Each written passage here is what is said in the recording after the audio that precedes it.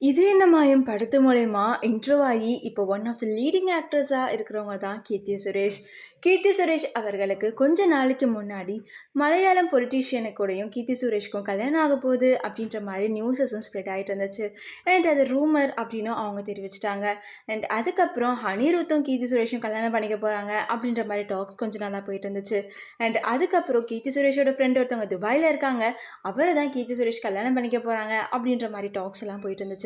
And இந்த டாக்ஸை பார்த்துமே கீர்த்தி சுரேஷோட family எல்லாருமே ரொம்பவே டென்ஷன் ஆகிட்டாங்க.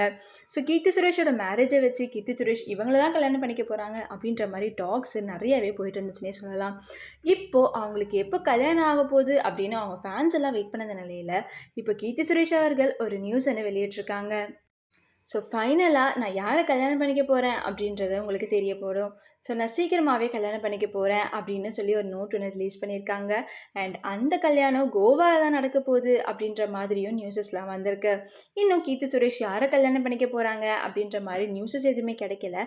ஆனால் அவங்க ஃபேமிலி பார்த்த பையனை தான் கல்யாணம் பண்ணிக்க போகிறதாகவும் அது அவங்களோட க்ளோஸ் ரிலேட்டிவ் தான் அப்படின்னு சொல்கிறாங்க.